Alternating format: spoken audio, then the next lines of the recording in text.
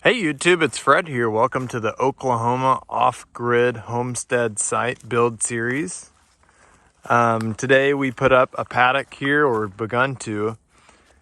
So you can see we used about 20 T-posts and I think a few of these five wood posts here.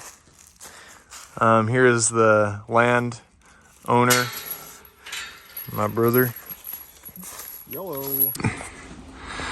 Back at the shop here. I believe I did a video about a year and a half, 2 years ago. Lots has gone on since then. I'll go ahead and let Sam do a little bit of talking on what he's done since this is his build.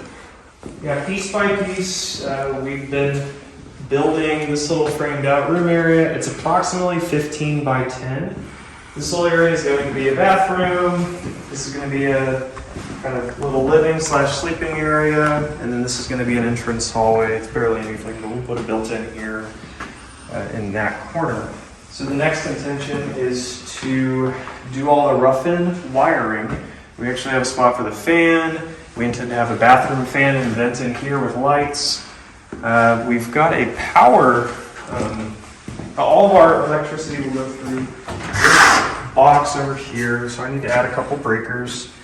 After we've added some breakers, I actually have an inverter that I need to install over here.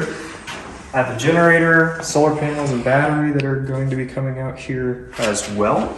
And once we get all that done, we'll have a power system set up. But before any of that even matters, I gotta finish the rough-in wiring. But we also have a pretty big loft up there for storage. That is, let's see, those are 2x8s and 1-inch thick plywood. So the idea is that we're able to store heavy things up there. We built some stairs over here for access up to the loft. It's moderately precarious, but it'll get the job done. We'll just be careful taking stuff up there. Won't be easy to take anything heavy, anything too heavy anyways, all at one time. But we've got a couple of things we've collected out here, like this table good for organizing. Got some spare materials laying around, some tools, and this zero turn. Yeah. Greatly zero turn for maintaining the trails and stuff like that. There's a lot of work to be done out here. I only have so much time and so much money to spend on projects, but it's definitely come along since we got the place. For sure. So now what we're going to do is we're going to go ahead and head to the shooting platform. One of the other main reasons Sam got this land. Here we are at the shooting platform, built, what would you say? About a year ago? Yeah, last, not this summer, but the fall, the summer before that. So, talk a little bit about how you constructed this, how long it took, how much it was, and the goals of the project. Yeah, so first, I want you to look down this way. So if you could zoom in on the shooting lane.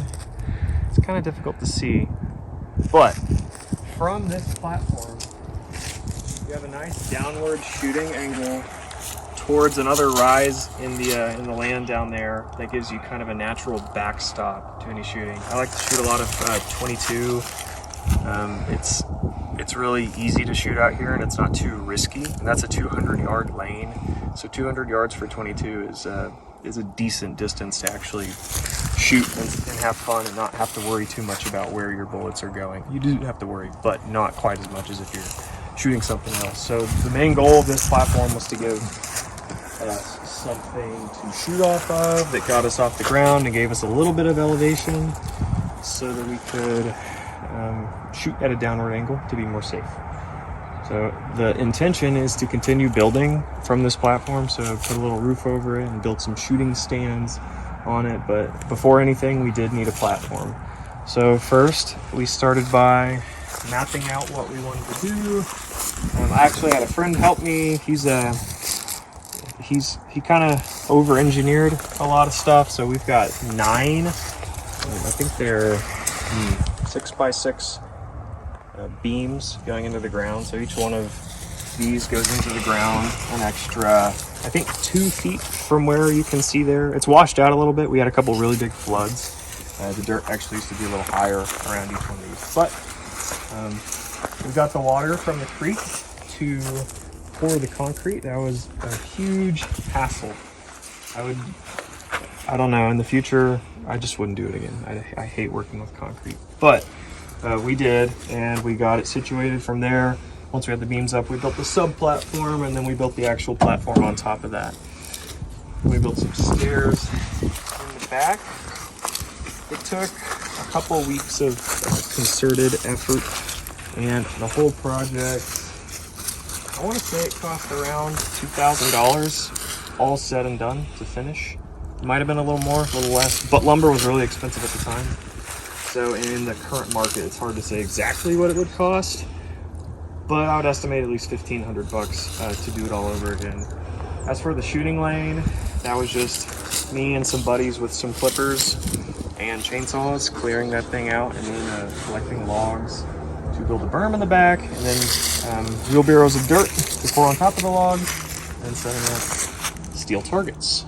So that was more just labor than any real cost. That took us probably 3 or 4 days of really hard work, and it was 3 of us. So there are things I would do differently next time. For example, I would have coated the top of this plywood more quickly.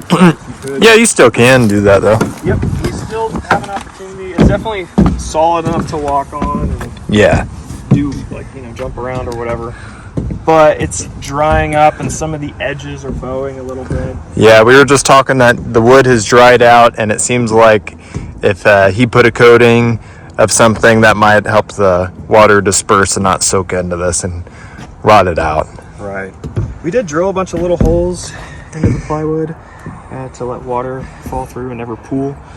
So at the time, this plywood was about, doing the top with plywood, I think it was 1/3 of the cost of doing just like regular. Oh, how times have changed. Yeah, so things are different depending on the market, and at the time we were trying to be as thrifty as possible. Yeah. Just, you know, to save money. So this is what we came up with at the time. Maybe in the future we redo the surface, but at some point we do want to build a railing. We want to build a little canopy that can go over the top, and then 2 shooting benches there and there to give us something to shoot off of a little better. It'll be a little better than laying on the ground and getting splinters. Yeah, that's the main gist of the platform. I feel like you could probably land some sort of helicopter on this thing. It's pretty sturdy. Yeah. Maybe not a big one, but All right. it's pretty big. Well, thank you, brother. Yeah, of course. All right, so that's going to do it for the 2023 Oklahoma Homestead update. So next time I'm up here, I'll try to shoot another video and make a little playlist for you guys to see the progress on the Oklahoma land. Thanks for watching. Please like, comment, and subscribe for more.